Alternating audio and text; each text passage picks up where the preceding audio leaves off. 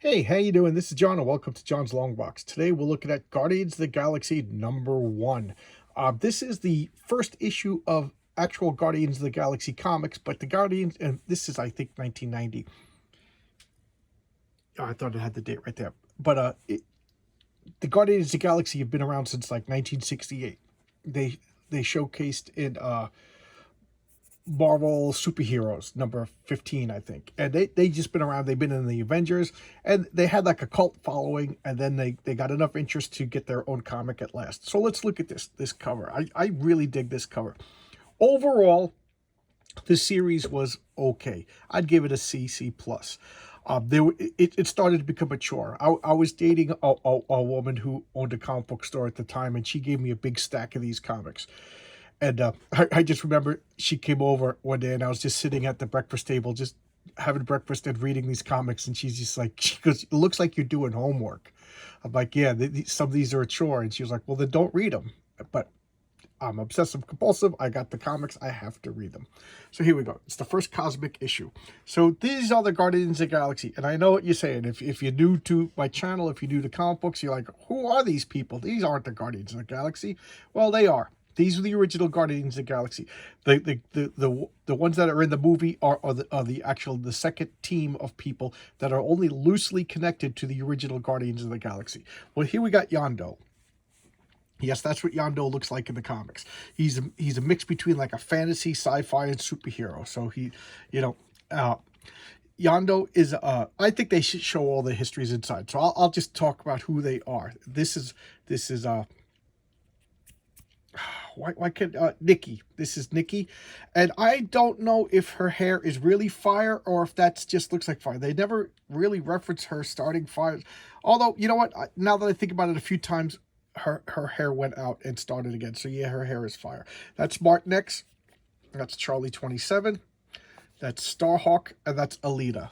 Okay, and well, look at that glorious corner box. Oh, here's the date right here. I can't read that. It looks like 1990. Okay, and let's open it up.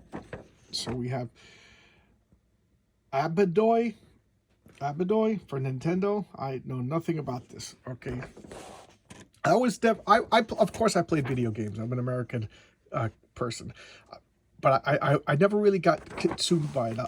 I play Civ a lot. I'll sit here and play Civ while I read comics. But other than that, I don't really play video games. Okay, this is Civilization 5. I cannot stand Civilization 6. So, okay, 1990. So this volume 1, number 1, June 1990. Okay, 1990. Geez, that's like a million years ago. So here we got the splash page. Splash page being the first page, one panel.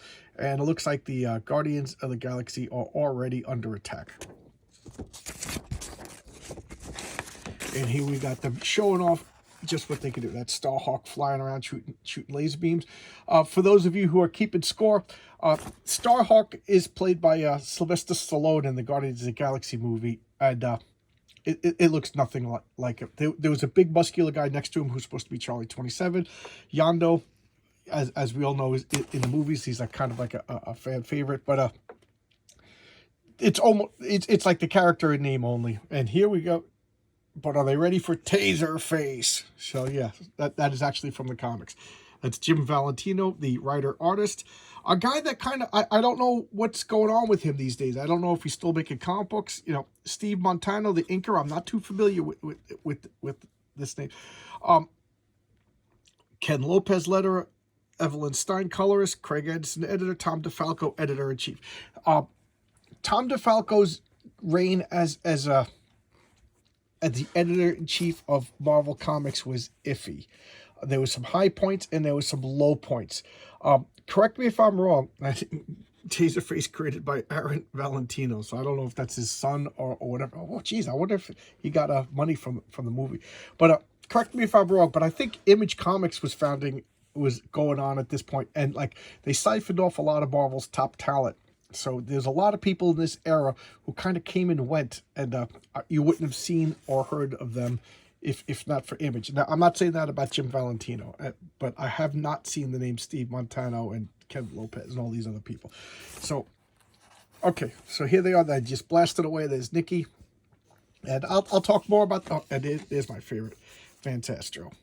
Okay, I think they're gonna do a little recap. I haven't looked at this comic probably since I think I got this whole series from that girl that I was dating around 95 or so. So it's probably the last time I read this. So it's clobbering time, you know, and they all team up and they put the kaboomy on everything, and there's nothing but a smoking crater. And here we got another video game, Capcom Bionic Commando. That's pretty cool. Oh, another video game. What is this one? Viper, codename Viper. There's a lot of video games. So here we have like looking at the explosion. They're looking at the ship, and here comes Taserface. What is this attraction to all this? It's this insignificant mud ball. Look at Taserface. I forget. Is that what he looked like in the movie? And so they're just like, you know, they don't laugh at him, but that's the thing in the Marvel movies is the unnecessary, uncomfortable, weird humor. And now here they are. They're just, you know, they're freeing captives and fighting people. Look at Yondu. You don't really see him doing his physical prowess too much in the movies. He just stands there and that arrow just kills everybody. But he's I guess I'm going to give it another page or two, and then I'll start talking about their past. Okay, so he's doing some martial arts on him. And that's one of the things, that's a comic book trope. If you are a bow and arrow hero, you're also a martial arts master, because bow and arrow is never enough to when you're dealing with people who could fly and shoot laser beams, stuff like that. You have to have a backup, and that backup is usually martial arts. I mean, look at Hawkeye. He's an impressive fighter. Green Arrow, the second Green Arrow, and even the second Hawkeye. And here they are. They're all talking, conversing, and dealing with the aliens. And here we got Starhawk showing up. Charlie 27 making the world's creepiest face. And here we have, I think, the beginning of the recap. So this is Starhawk. Starhawk is, you know, it's Sylvester Stallone in the movie, but forget that, because so far it looks nothing like it. It's like the character name. Starhawk is the being, the one who knows, and he's a male and a female. They like join together and they form Starhawk. And so sometimes he's fully male, sometimes he's fully female, and both times they're like top perfection. So he's just like this ripped male, and she's just like this super sexy chick, and they got powers of like precognition, you know, standard cosmic powers, flight, the ability to breathe in space or exist in space, independent from atmosphere, I guess is a good way to call it. And superpowers, super flight, super lasers, and things like that. Oh, wow, look at all these video game ads. Acclaim, Double Dragon, The Revenge. And so, he's the one who knows. And I'll talk a little bit more about that, because it looks like now they're getting into their origins. And here's Yondu contemplating the nature of the universe with the fire, and then Martin X is sitting down and they're talking, and here begins the flashback sequence. Yes, this is what the Guardians of the Galaxy looked like in their first appearance. They don't have a little caption to explain it, but that's Vance Astro, Charlie 27, Martin X, and Yondu. Those are the original 4 Guardians of the Galaxy, and they were formed because in this alternate future, I think it's Earth 646 or something like that, some ridiculous number that really doesn't matter. The solar system was conquered by the Badoon, a race of beings that have yet to make their Marvel movie debut. And the Badoon are like evil reptilian beings. And they came and they enslaved all like mammalian kind of the solar system. And at the time, it's 1,000 years in the future, so it's the year 3000. So in DC, this would be the Legion of Superheroes, but in Marvel, it's the Guardians of the Galaxy. And the solar system has been colonized. The people on Pluto have been genetically modified to exist on Pluto. So their carbon has been changed to like silicon, and they're like these crystalline beings. And what the crystal does is it takes the faint light from the stars and the sun, and it amplifies it to keep their internal body chemistry warm. So that's what they do. I think that's really, really cool. That's such a science fiction concept. And as a byproduct of this, they could channel that warmth and fire like heat rays. And then they could also, for whatever reason, manipulate and make freezers. So he could fire heat and cold. So he has heat powers and freeze powers. Charlie 27 is the 27th clone of a guy named Charlie, and each clone has been genetically modified to be a little bit stronger, a little bit denser, because they exist on Jupiter. Now, I don't know about you, but when I was a kid, I remember saying that if like Jupiter's gravity is so strong that you would just get crushed down to like this, like a pancake instantly. And now, as I got older and learned more about astronomy, they're only saying like Jupiter's gravity is only like 2.8 times more than Earth or whatever. So I don't know. I don't know. Maybe I'm wrong. Maybe I'm literally asking. Does anybody know what the accurate gravity of Jupiter is? It just seems wild. I just remember it as a kid. It was like hundreds of times that of the Earth, and now it's only like 2 point. And I understand as our technology increases and our instruments get more and more precise that we get more accurate information. So I'm literally asking if anybody knows. So anyway, Charlie 27, the clones, each one is getting a little bit more stronger and denser to exist, on Jupiter, which is now we know is a cloud giant. So back, I guess, in 1968, we didn't know, and that's what he is. Now, he's the most complicated, so I'll save him for last. And then Yondu. Yondu is, I guess in order to explain Yondu, I got to explain Vance Astro. So Vance Astro was a kid in our time. So whatever time, time is funny in comic books. I could make a whole video about the fluid nature of time in comic books. But Vance Astro exists in our time as a kid. Matter of fact, he's a mutant with the ability of telekinesis. And he's one of the rare mutants that did not join the X-Men. He tried to join the Avengers. The Avengers didn't have him, so he formed the New Warriors. And he took the name Justice. And then later on, he became an Avenger. And then later on, he went back to the New Warriors or whatever. And then he eventually, in this alternate future, he became an astronaut. And they put him in cryogenic sleep. And he's flying to Alpha Centauri. And it took him 1,000 years to make the journey. Now, while he was in the journey, Earth discovered warp technology, and so when he woke up and went to Alpha Centauri has already been colonized by Earth, and the Alpha Centaurians, the natives who live there, and the Earthlings are already there, and he woke up and he was just like, I was robbed of my glory. Almost literally the same exact origin of Arcturus Rand, one of my favorite Marvel characters of all time from the Micronauts. And but in this world, I don't think he was a mutant. I think at this point that his active mind in this suspended animation caused him to have the telekinetic abilities. I don't know. Your mileage may vary. So when he got there, they found these people. They're like blue skin with these what's wrong with my brain? With these red fins. And they were the native Alpha Centaurians. And they have this natural metal called Yaka metal that responds to sound.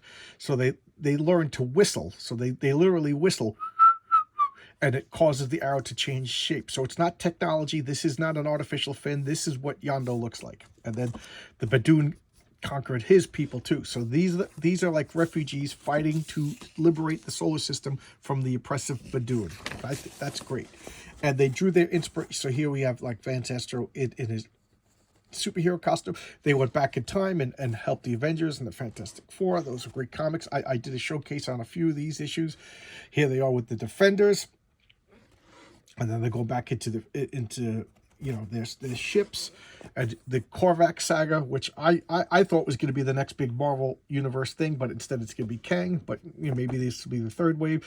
And the Michael Korvac was this being with like ultimate power, and like it took all of the Avengers to take him. Not just all the Avengers, like the Defenders and the Guardians of the Galaxy, and they just had to fight this all powerful being. And then they were there through the birth of Adam Warlock. The Marvel 2-in-1, which is just a great comic. I showcased a lot of it, and then I stopped because I thought I was getting a little too crazy with it. But you know what? It's a great comic. I should just go back to it. And now they're going back to the future, and to fix their own timeline. And they realize that they've been spending too much time in the past, and there you go. So now Starhawk transforms into Elita, his female form.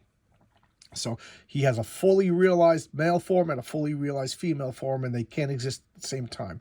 And I'll talk about him being the one who knows at the end. So now, I guess Starhawk, I think, was a little wounded, so he has to go into the whatever to heal, and that lets her come out. And Starhawk's the male Starhawk is kind of a jerk. He doesn't like to let Elita come out.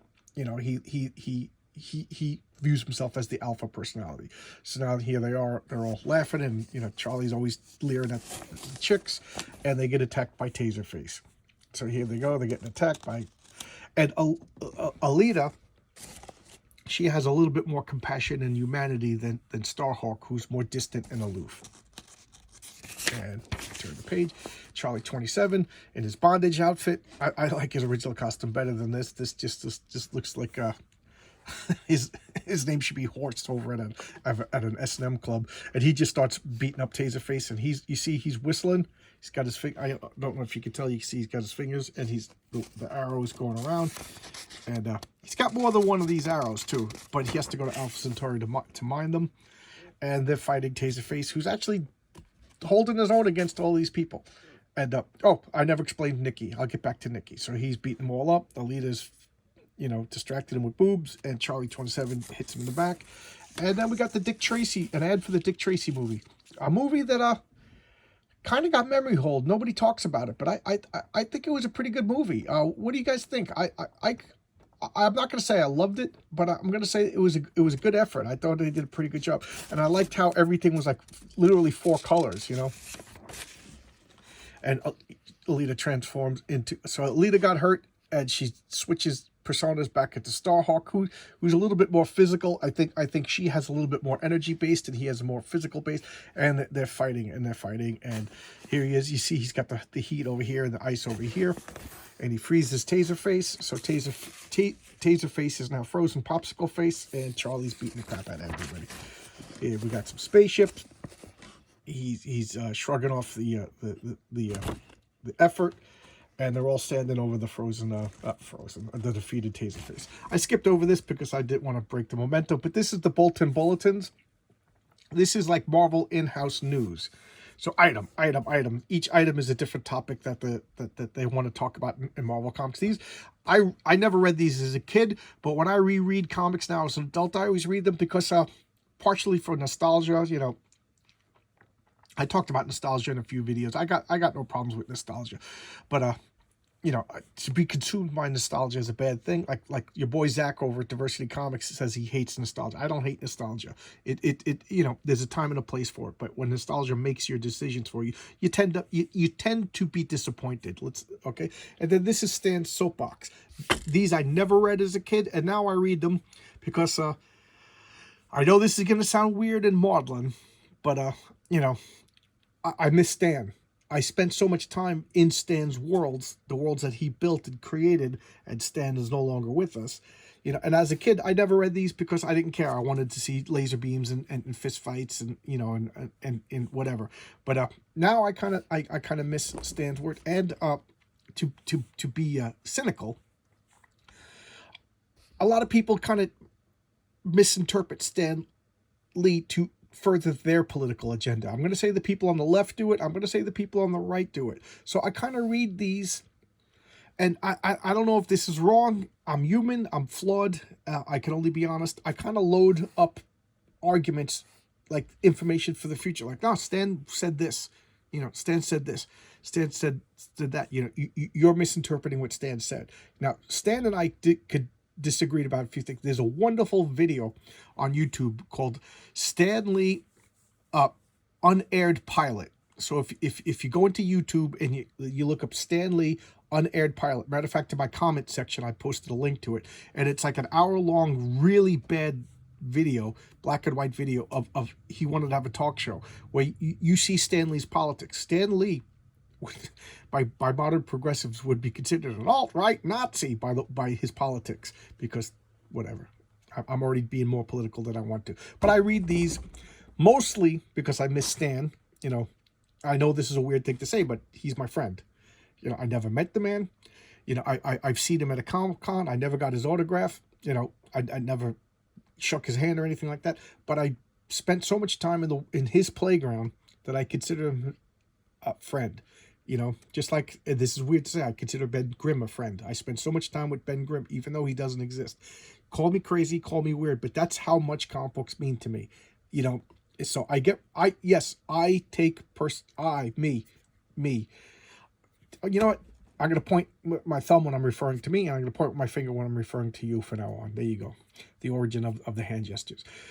Me, personally, I love comic books, and I take it personally when I see creators who've been in the business for 4 years saying things that aren't true and ruining characters that I love, and then calling me, a fan, names because I don't like what they're doing.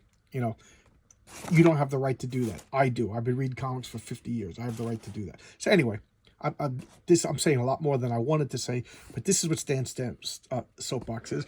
And these are just Marvel newspaper is the only way to describe that. And I didn't read them as a kid. I read them now. Too much time spent on that. So here we are. All the superheroes are is it the word convalescing over their battle with Taserface. Another video game, Ghostbusters 2. Yeah. All right, 90s, full-on video games and comic book. And they're all standing over Taserface, wondering what to do with them. And here we got the ubiquitous group shot. Jim Valentino, I think he went over to Image Comics right after this, as I skip a page. And now we have the Stark, a group of to me, generic sci-fi superheroes. You know, so these were like, what do they call them? The Ravagers in the movie. You know, that Taserface was leading. So this is Taserface's posse or gang or whatever you want to call them. And here is a nice article about the history of the Guardians of the Galaxy, written by Jim Valentino. And I like that. Reader's Space. That's pretty clever. Okay, is a spoiler for the next issue, and another ad for Marvel. Handheld video games. Okay, and then we got some wonderful TSR Dungeons Dragons fantasy art. Man, you know, and this is Forgotten Realms. I did not get this book, but this is my era of Dungeons Dragons. Yeah, this is Advanced Dungeons Dragons 2nd edition. This is, you know, I stopped buying Dungeons Dragons stuff at this point, which I just lied to you. I this was the last that I used. I bought other stuff because I like the art, and I kind of like to data bind and look for ideas, but I never really used anything beyond 2nd edition. Advanced Dungeons Dragons 2nd edition was where was my Dungeons Dragons. I played everything up until that point, and I really got tired of learning new systems. So I picked up Villains and Vigilantes 2nd edition, but also, you know, that was Fantasy Games Unlimited, and then I kind of modified that. I keep promising this video and I never do. I'm gonna do another video about my world of that soon. Okay, so this comic book I skipped originally because, first off, I was broke. From 1990 to 2005, I was just broke all the time. It was, you know, I was in college, then I was working, getting jobs right out of college. You know, trying to start my career and everything like that. So I paying off student loans. You know, it was the way of the world. So I was reducing comic books. Second off, this was borderline science fiction, less superheroes. So it, you know, in the pie chart, it was more than 50% sci-fi. So superheroes was what I was into. Sci-fi wasn't, but they were superheroes. They were in the Avengers or whatever. So when the saving grace came when I dated this woman who owned a comic book store. She couldn't give these away. These were rotting on a shelf. She gave me like a full set from 1 to like 67 or something like that. Here you go. Here's all the Guardians of the Galaxy. And I was like, wow. You know, so I read them all. Now, I said I was going to talk about Starhawk a little bit. This is kind of a trick because these two never really show up at the same time. He calls himself the one who knows. And then he's always aloof, and I always hate that, like Gandalf. I'm not going to tell you, even though I know, you know, and blah, blah, blah. I always hate that wise guy who won't, wise person who won't give you the information that they keep hinting at all the time. So what happens is you find out that he went, you know, lived in the year 3000, and then he went back in time and then lived and then caught up to the present. So that's why he knew everything, because he was a time traveler. And then at one point, I forget what issue it was, he's like, and done. This is where, you know, you could see he got sent back in time by a villain, and he was just like, yeah. And then he showed up again, like, he's like, yeah, this is, I no longer know anymore because this is where I got sent back in time. And I just love how I love when time travel has like a loop that actually closes and makes sense. time travel is hard to pull off. I'm very picky with my time travel stories, and I thought they did a good job with Starhawk. Will I recommend this series?